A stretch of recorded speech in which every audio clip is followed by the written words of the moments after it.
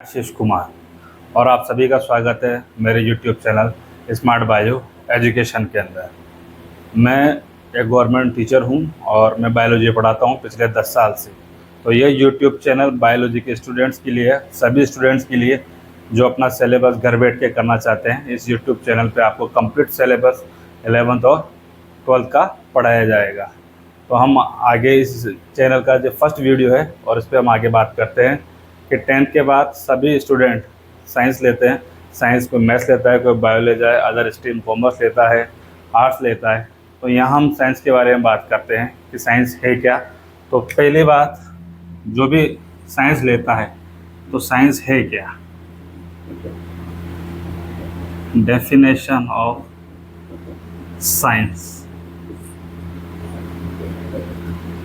तो 11th के अंदर जो सबसे पहले साइंस लेते हैं, मैथ, बायो या अदर कोई साइंस स्ट्रीम लेते हैं, तो मेरा पहला क्वेश्चन यही है कि विज्ञान से आप क्या समझते हैं। विज्ञान से हम क्या समझते हैं, तो मेरा ये मानना है कि जिन चीज़ों में, जिन सब्जेक्ट के अंदर ये 4 चीज़ें पाई जाएगी वो सब की सब विज्ञान की श्रेणी में रखी जाएगी। विज्ञान है क्या? फर्स्ट,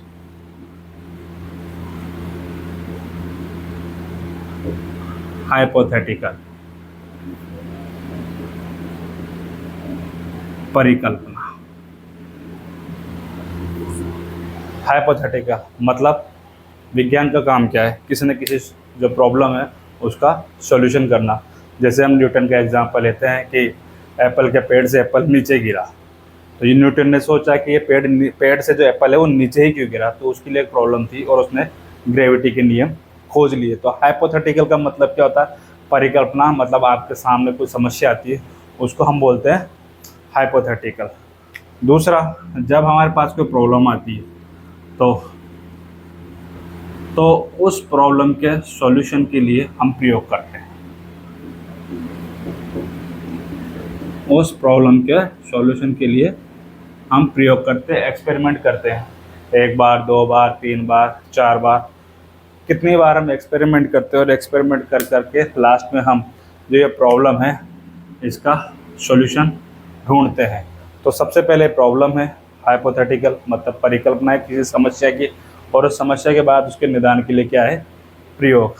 प्रयोग करके जब हम सक्सेस हो जाते हैं किसी भी फॉर्मूले से या किसी भी मेथड से, जिसे हम बोलते हैं सिद्धांत।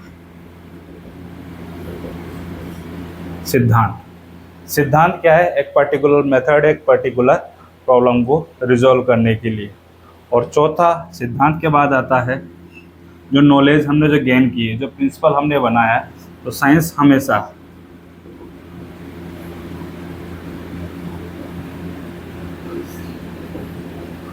कंटिन्यूसली ग्रोइंग है, हमेशा आगे की ओर बढ़ती रहती है। तो जिस सब्जेक्ट में आपको 4 चीज़ें मिल जाए, प्रॉब्लम का सलूशन के लिए किए गए एक्सपेरिमेंट के बाद उसका सॉल्यूशन मेथड, और उस मेथड के बाद उस तरह के प्रॉब्लम आगे की ओर बढ़ते हुए उसको सॉल्व करना, मतलब कंटिन्यूसली ग्रोइंग मेथड। जैसे हमारे मेडिकल साइंस में, हमारे रेगुलर साइंस के अंदर कि रोज़ नई नई समस्याएं आती है, और जो पुराने जो साइंटिस्ट है उन्होंने जो वर्क किया उसी को हम आगे की ओर बढ़ाते हैं। जैसे कि मेंडल के नियम थे, मेंडल ने जेनेटिक्स के नियम दे दिए और आज जेनेटिक्स बायोलॉजी की एक बहुत बड़ी ब्रांच हो गई। तो मेंडल ने शुरुआत करी, उसने सिद्धांत दिए, और इन्हीं सिद्धांतों से आज बायोलॉजी की जेनेटिक्स की बहुत बड़ी ब्रांच है, जिसमें हम बहुत सारी जेनेटिक बीमारियों के बारे में डायग्नोस कर पाएँ। तो ये 4 चीज़ें जो हैं किसी भी सब्जेक्ट के अंदर हो, वो सब की सब साइंस होती है। जैसे हमें पता है कि फिजिक्स, केमिस्ट्री, मैथ्स, बायो या अदर कोई भी सब्जेक्ट जिसके अंदर ये चारों चीज़ें होगी वो सब की सब साइंस होगी। मतलब ऐसा विज्ञान या ज्ञान जो परिकल्पित, प्रायोगिक, सैद्धांतिक, सतत विकासशील होगा, वो सब क्या कहलाएगा? विज्ञान। तो हम जब 11th में आते हैं, जब सबसे पहले साइंस लेते हैं, तो हमें पता तो होना चाहिए कि साइंस है क्या। इसके बाद हम बात करते हैं कि हम कौन सा सब्जेक्ट सेलेक्ट करते हैं। तो ये जो चैनल है बायोलॉजी के स्टूडेंट्स के लिए है।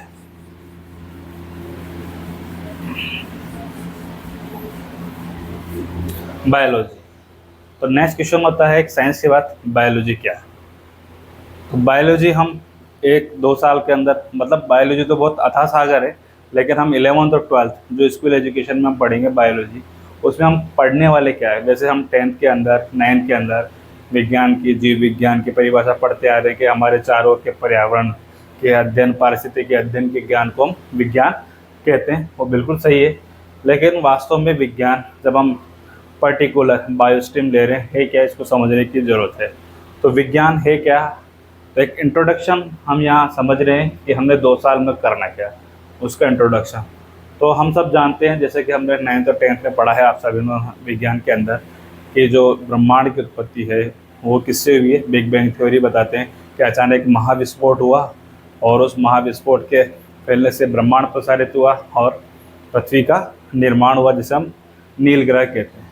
तो वर्तमान परिस्थितियों में जो भी हमारे वैज्ञानिक है, उन्होंने अनुमान लगाया कि पृथ्वी की जो आयु है 4.5 अरब वर्ष की है, मतलब 450 करोड़ साल।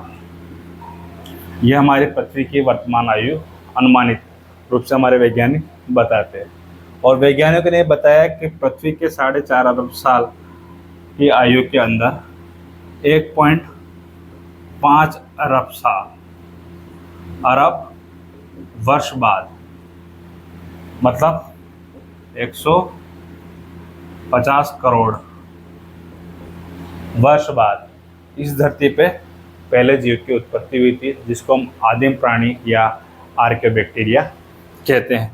अब वो उत्पत्ति कैसे हुई, उसका क्रम क्या है, उसका चक्र क्या है, और वहाँ से लेकर होमो सेपियन तक का डेवलपमेंट के कहानी को हम बायोलॉजी कहते हैं।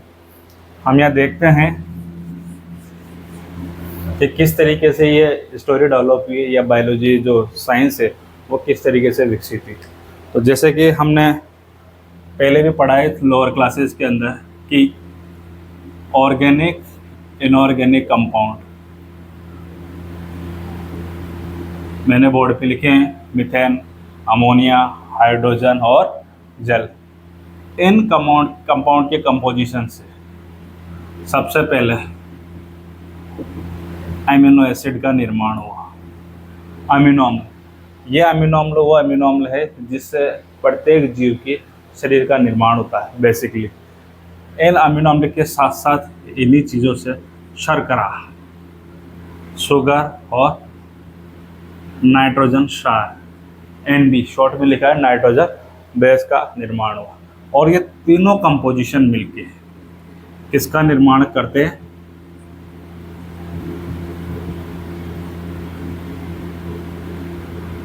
न्यूक्लियोटाइड। इसका निर्माण करते हैं, न्यूक्लियोटाइड का निर्माण करते हैं। हम जब आगे बायोमोलिक्यूल पढ़ेंगे, जहाँ पर 12th क्लास के अंदर आएगा, 11th क्लास में आएगा बायोमोलिक्यूल, तो हम DNA और RNA के सिर्फ इनिशियल स्टेज पे पढ़ेंगे, फिर बाकी सब 12th में। तो न्यूक्लियोटाइड का निर्माण हो, इस न्यूक्लियोटाइड की बहुत सारी चेन बनी और उससे बना पॉलीन्यूक्लियोटाइड।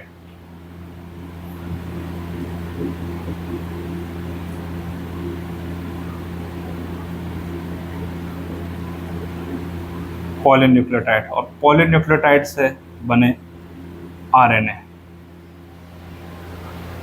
सबसे पहले जो जेनेटिक मटेरियल बना था वो बना था RNA, राइबोन्यूक्लिक एसिड बोलते हैं RNA को। और चूंकि RNA निम्न प्राणियों पाया था, निम्न से मतलब बैक्टीरिया, वायरस में होना, रेट्रोवायरस में और कुछ बैक्टीरिया के अंदर ये जेनेटिक मटेरियल के रूप में RNA पाया जाता है। चूँकि RNA अनस्टेबल है और आगे डेवलप करने में कैपेबल नहीं है, तो इसके अंदर भी इवोल्यूशन हुआ और RNA से DNA में इवॉल्व हो गया ये। तो RNA पहले आया DNA से, RNA से DNA बना, RNA से DNA के निर्माण के बाद इस धरती पे, जैसे कि मैंने आपको बताया कि पृथ्वी की आयु जो 4.5 अरब वर्ष की है, और 150 वर्ष बाद, मतलब आज से 3 अरब वर्ष पूर्व धरती पे पहले आदिम जीव की उत्पत्ति हुई थी या उसका निर्माण हुआ था, वो था आर्कियोबैक्टीरिया।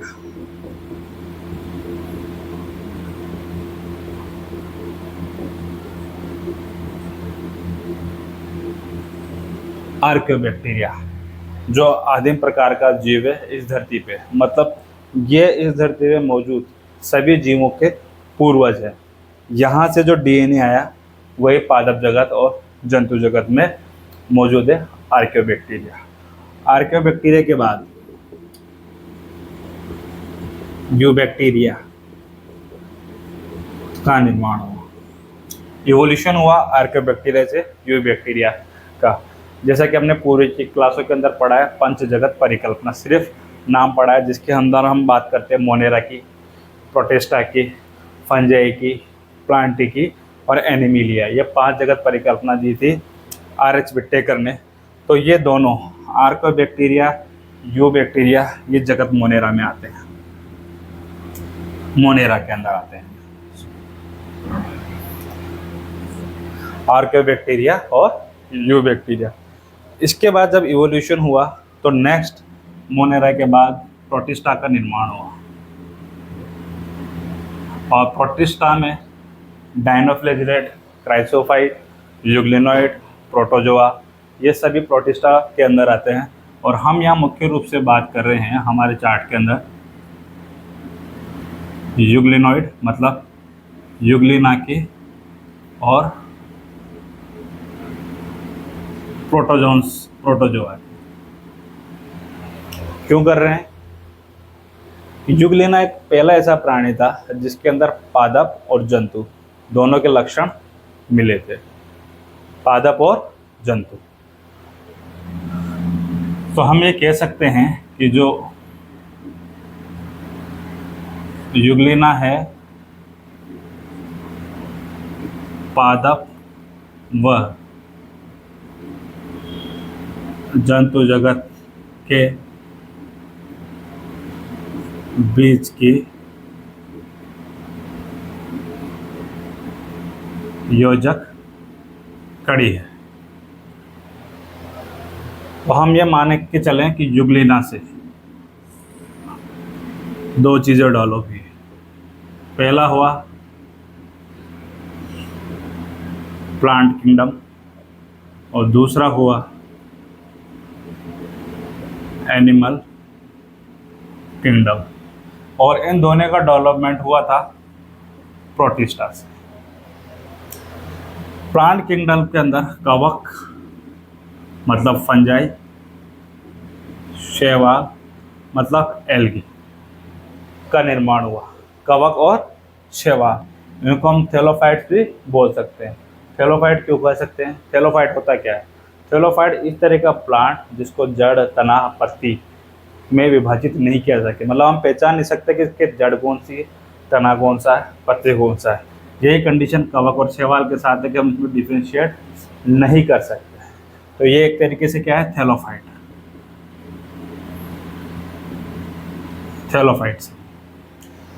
थैलोफाइट्स के बाद पादपों में और इवोल्यूशन हुआ, और जो अगला बना ब्रायोफाइटा। ब्रायोफाइटा के बाद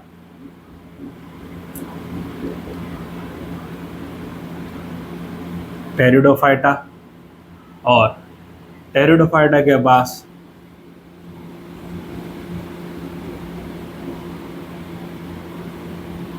जिम्नोस्पर्म्स और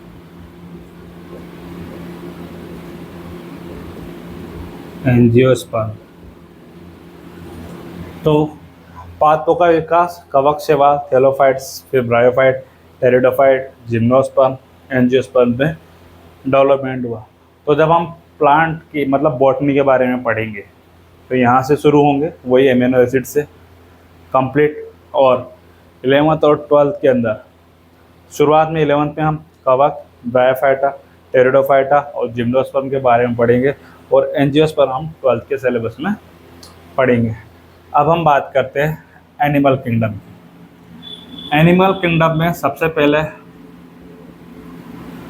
पोरीफेरा का निर्माण हुआ। ये एक क्या है? लोअर इन्वर्टिब्रेट, निम्न अकशेरुकी, निम्न अकशेरुकी,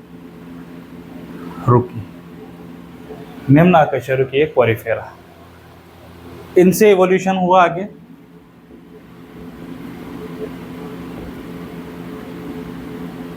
हेमिकोडेटा का निर्माण हुआ।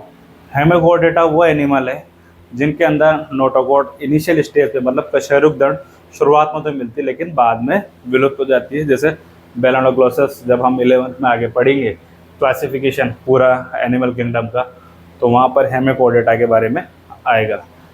अब हम आगे बात करते हैं हेमिकोडेटा से कोडेटा, मतलब वह प्राणी जिनके पीछे इनवर्टिब्रेट मतलब वर्टिब्रेटा डेवलप हो गए, मतलब कशेरुकदंड डेवलप हो गए। जैसे हमारी रीढ़ की हड्डी है हमारे पीछे, हम सब क्या हैं? कोडेट, मतलब जिन जीवों के पीछे रीढ़ की हड्डी वो सब के सब क्या है? कोडेटा।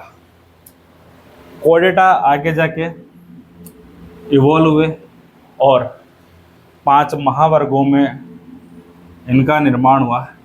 एक तो था पिसीज मछली वर्ग, और दूसरा था टेट्रापोडा।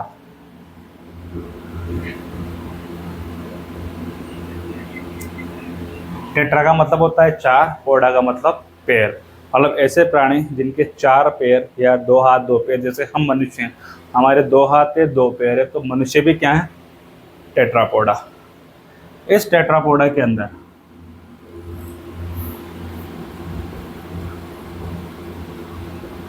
एम्फीबियन नंबर 1, नंबर 2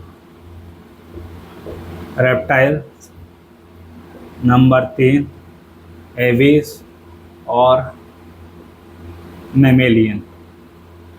1 2 3 4 इन महावर्गों का निर्माण हुआ।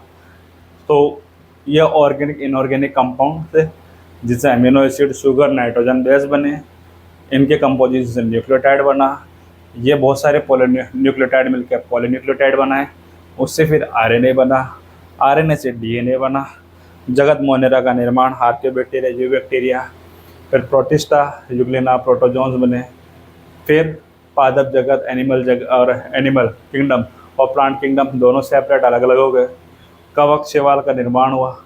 इनसे एवोल्यूशन के बाद ब्रायोफाइटा, फिर टेरिडोफाइटा, फिर जिम्नोस्पर्म और एंजियोस्पर्म। एनिमल किंगडम में सबसे जो लोअर इन्वर्टिब्रेट है, निम्न अकशेरुकी जंतु जो पोरिफेरा है, उससे हेमिकोडेट्स, कोडेटा, और फिर 5 महावर्ग जो पिसीज और टेट्रापोडा, जिसके अंदर एम्फीबियन, रेप्टाइल्स, एविस और मेमेलियन। मेमेलियन से मतलब है होमोसेपियन, मनुष्य। जो हम हैं वो सब के सब कौन है? मेमेलियन। तो आने वाले 2 साल के अंदर 11th और 12th क्लास में जब हम बायोलॉजी का अध्ययन करेंगे तो हम यहाँ से शुरू होंगे। शुरुआत सेल बायोलॉजी में हम कंप्लीट सेल डिवीजन और न्यूक्लियोटाइड के बारे में पढ़ेंगे और कंप्लीट क्लासिफिकेशन के बारे में पढ़ेंगे। ये पूरी जर्नी आपको 11th और 12th दोनों क्लासों के अंदर करनी है। तो आपको 11th 12th के कंप्लीट बायोलॉजी पढ़ने के लिए जो मेरा यूट्यूब चैनल है,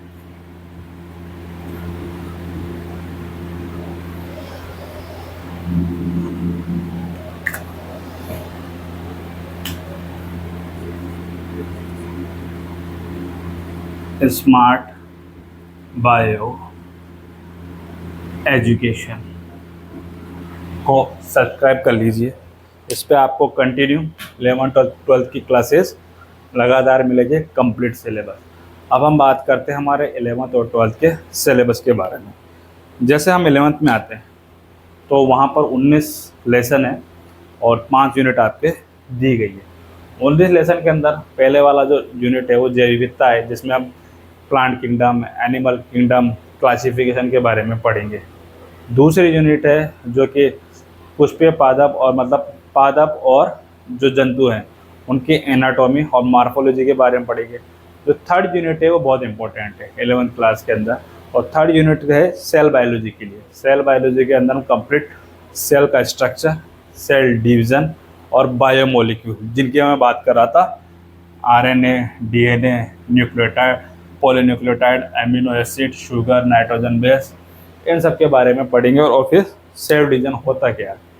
उसके बाद जो फोर्थ यूनिट है उसमें हम प्लांट फिजियोलॉजी मतलब प्लांट के जो फंक्शन है बॉडी के वे कैसे काम करते हैं, तो हम फोटोसिंथेसिस, प्रकाश संश्लेषण के बारे में, रेस्पिरेशन के बारे में, प्लांट ग्रोथ के बारे में पढ़ेंगे, और 5 जो यूनिट है वो है ह्यूमन फिजियोलॉजी, मानव कार्यकी।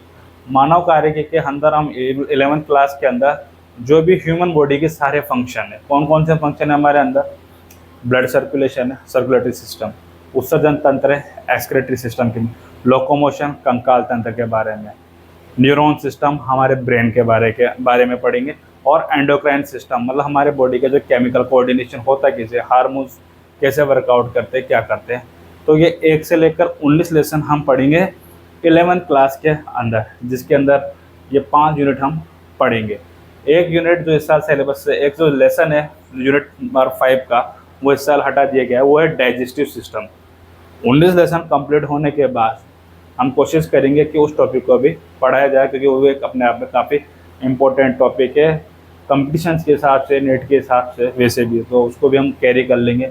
मतलब हमारे लिए 20 लेसन है, वैसे सिलेबस में 19 लेसन है। अब बात करते हैं 12th क्लास की।